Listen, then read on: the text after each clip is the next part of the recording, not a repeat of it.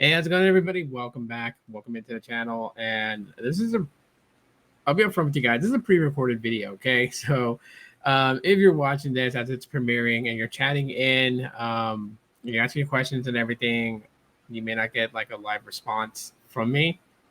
That's because this is pre-recorded. So of interesting video that I watched, and I wanted to share this with you guys and give you guys kind of like just like my opinion on it and what I think about it.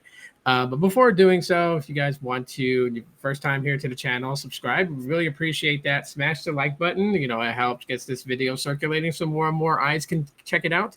And if you guys want to basically, show your support directly to me and not have YouTube take anything of it, go ahead and use that right there. That goes strictly to me. YouTube takes nothing of it. If you guys would like to do that, would deeply appreciate it.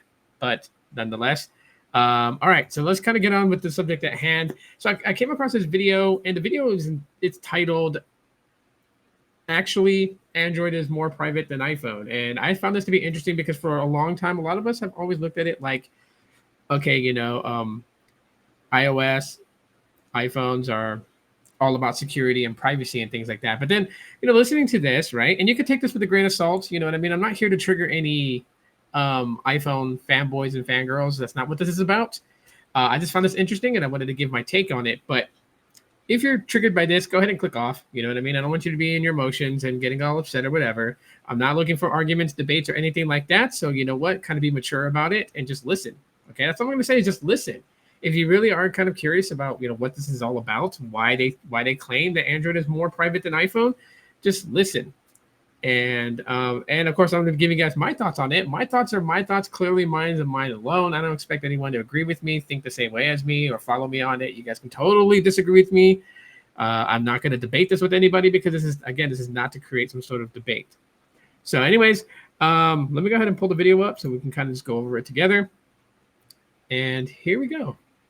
Modern-day protest. Technology defines the battleground. For the citizens in the streets, it's a key tactical tool that can organize masses quickly and capture moments outside of the view of TV camera lenses. But the very same technology can be leveraged to suppress public unrest with surgical precision. Whoever is in control of the technology gets to determine the outcomes. As a case study, take Hong Kong protests and the iPhone. As a weapon of choice, the iPhone provided the citizens with a plethora of tools for encrypted communication, monitoring police presence, or mobilizing crowds. With AirDrop, Apple users could swiftly and anonymously share images and files that would otherwise be... Okay, so I'm just kind of pause right there. Yeah, so I know they're referencing China, well, Hong Kong actually, but China, they're referencing the protest that's happening out there, and interesting, right? So again, iPhone's known to be secure and private. So as he stated in his video, that it was a phone of choice that the protesters used, to basically to communicate with each other, to kind of track the authority movements there, so they can organize and protest, and then of course using the ecosystem features like AirDrop to quickly share information is the reason why they chose iPhone. Censored on other platforms in China. Unfortunately, it didn't take long for Apple to start submitting to government requests to censor apps enabling or supporting the protests. Slowly but surely, Hong Kongers were losing access to encrypted messengers, VPN apps, and the police monitoring app HKmap.live. Since Apple gave Beijing total control over all iCloud data of Chinese users, the once hailed privacy-respecting iPhone was retrofitted into the most inimical surveillance machine. The main takeaway from the Hong Kong story is that iPhone users were never in control of their devices. Apple took that control away from them and gave it to the government in order to stay in business. When Hong Kongers lost their privacy, it was easy for the government to crack down on them one by one. So again, very interesting thing, right? And this is known. This is known to be something when it comes to the Apple ecosystem, right? You, the end user, are not in control of your device, right?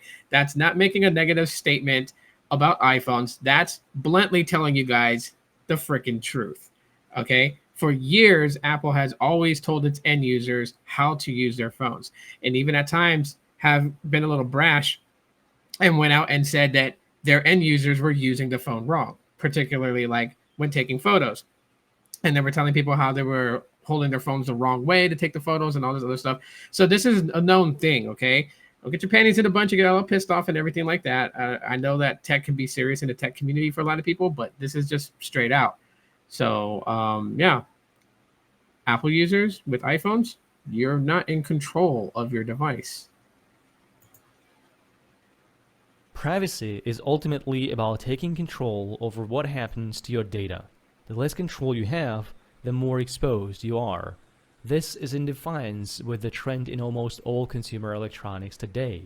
Most companies, much like Apple, are trying to lock users into their ecosystems. And in doing so, they are stripping users away from more and more controls over their own devices. It's as simple as restricting where users can download apps from to an only place controlled by the platform, or not allowing users to change default apps from messaging or browsing, or not giving users an option to fully utilize their devices without self-identification to the company. All of these restrictions are legally protected by licenses that pay no regards to end-user rights. This is why Android, despite all of the flaws of Google that develops it, is today a fundamentally better choice for your privacy. If Hong Kong protesters leveraged the full capability of the open-source operating system, they still would have been able to install and run apps even if Google deleted them from the Play Store. It is perhaps this realization that can explain why over the course of the Hong Kong protests, the iPhone has been dethroned from its dominant market share in the city. All right. So you guys understand the reason that I'm showing this is because that one part that he just said is aligned with the reason why that when given the choice, if I'm given a choice to use iOS or Android, I'm always going to choose Android. And I love the fact that, he doesn't mask Android and its shortcomings. You know what I mean? So, he's presenting it like, yes, you'll get a more private experience with Android. Of course, you have to do things to get that, right? You have to do certain things on your Android device to be able to get that type of security, privacy, and whatnot. And I know some people will poke at that and be like, well, with iOS, you don't have to. But again, we're looking at where the end user has the control. And I'm sorry to say it, but Apple end users do not have that control with their iPhone unless you jailbreak it and do some other stuff to it. But straight out, the things that he's going to mention here with Android are things that you can do right now on your own. You don't need to do any jailbreaking, any configurations. You can just do it. And that's the reason why that, I kind of I do lean more Android than I will iOS. Android is not perfect, but for most any person today, from the most vulnerable dissidents to any regular internet user, Android is more private than the iPhone. And here is how. For most users, this is the everyday Android experience. In many ways, it is a perfect emulation of the iPhone experience. You have your Play Store, this is where you download your apps from. You have your email app, the Chrome browser, Google Drive, your search assistant, and perhaps some other pre-installed apps. But this is not what Android actually is. In its main form, Android is just a blank operating system. It is fully functional, capable of connecting to the internet, browsing the web, downloading apps, making calls, and sending messages. But there is no Google, no Play Store, no Google Search, nothing proprietary. Android is licensed under the Apache License version 2.0. It is an open source license that allows anyone to take Android's code for free, make modifications to it, and redistribute it. It is why there are so many different skins made by different manufacturers. Again, that's why custom ROMs exist. It's why you have at-home developers that don't do it for a living, build these different versions of Android, like Lineage OS, Pac-Man ROM, Paranoid Android, AOKP, CyanogenMod. It's because Android's open source. You can take that source code file, the source codes for Android, and build. Technically, you yourself, if you know how to program, you can build your own version of Android for your Android device, flash it onto your phone, and use it. And it would be like a one-of-a-kind operating system that other operating systems may not have, depending on the types of ideas and things that you bake into the software for yourself. You can have a totally raw, just you experience on Android.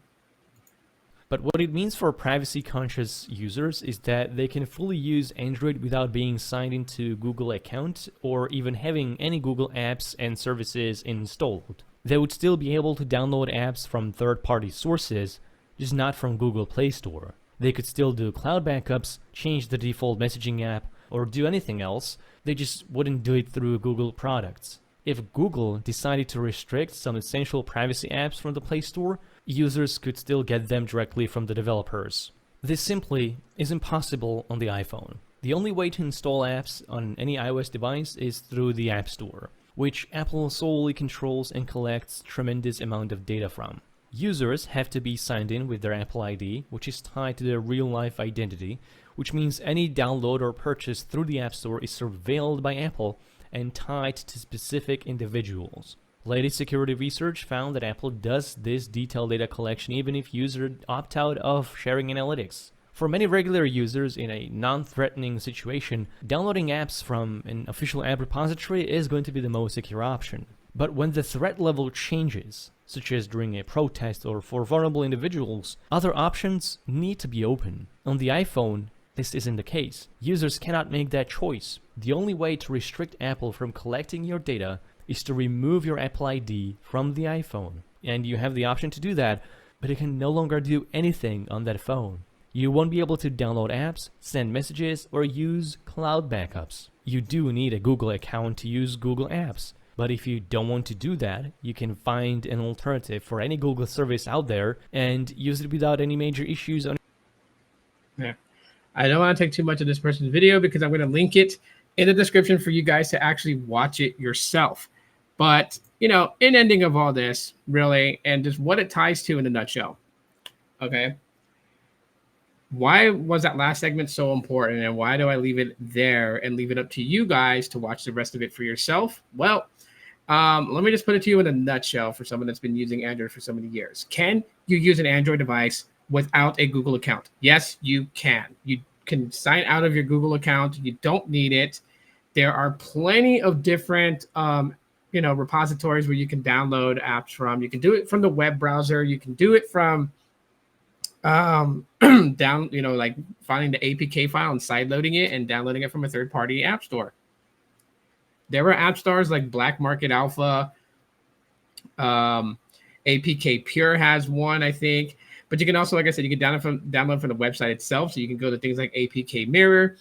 Of course, direct source developers have the APK file for download. This is why when an app known as Parler was banned from the Play Store and from the iOS App Store, that those that like to use that social platform Parler were able to get it on Android because they can download it straight from the Parler website. The APK file was uploaded there, and you can just click on the link, download it, then sideload it onto your Android device.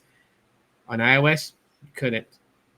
So that is the point, is that you can take off a lot of the Google applications and services and rely on third-party services. And because Android is customizable, your Android device is customizable, there are custom ROMs like Graphene OS, which is only compatible to Google Pixel devices. So like Samsung devices, they don't have software builds for Samsungs. But for Google Pixels, there is. You can flash Graphene OS on a Pixel device that's supported and pretty much have a operating system on your device that has absolutely no Google ties to it, and that has a way of installing applications onto it that you want on there, giving you, the end user, the control to basically govern what apps are on your phone and what information it can see. So this encompasses the core reasons why this channel that we just watched, why they feel like that Android is more private than Apple. Now, a lot of Apple fanboys will point to the fact and basically say, well, Apple would never turn over users' iCloud access and information to the US government. But here's one thing that I've always lived my life by. And that is, if I take a thief, for example. If I see a thief steal from Target, can I really say wholeheartedly 100% that thief would never steal from Walmart? Right? Can anyone bet billions of dollars on that on that question and say, I saw a thief steal from Target, I can bet my $1 billion that thief would never steal from Walmart. Can you guarantee that?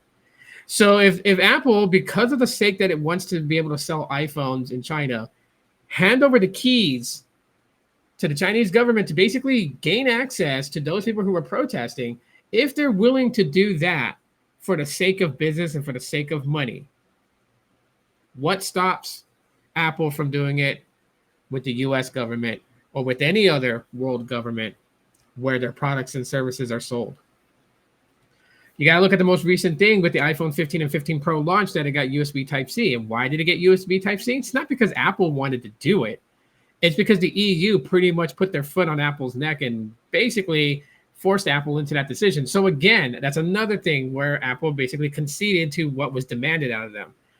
So I wouldn't bet my last dollar that someday down the road, Apple would open the gates, give the keys, the access to our own country's government to be able to look through our data, our photos, and everything else and track what we do. And the Apple ecosystem is so tight knit and so close together that it wouldn't be just your iPhone that you would have to worry about. You'd have to worry about all your other products that are Apple related that are seamlessly connected in this beautiful ecosystem that Apple has rolled out.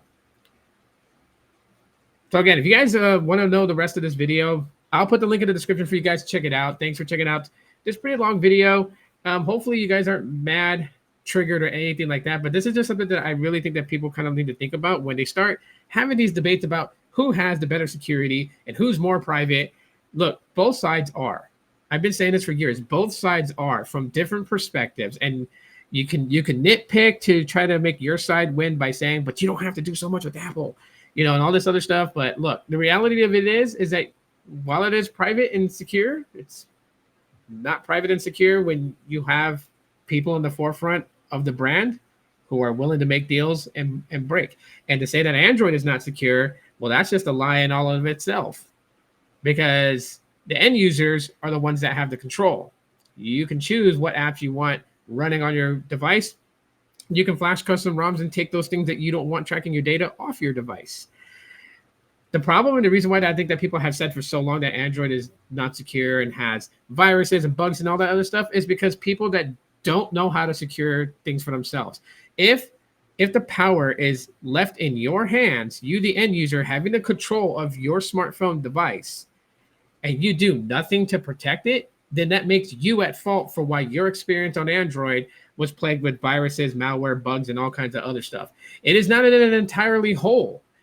It would be on the end user. Downloading things from third-party sources that are not verified by people or have been known to have things like this, and you continue to ignore that because you want a cracked version of Angry Birds so you can cheat in the game, like, you are putting yourself at risk. It's not Android that's doing that for you. You have the control on the Android side, and therefore the level of privacy and security on Android is based upon the end user and what lengths they're willing to go to protect their data.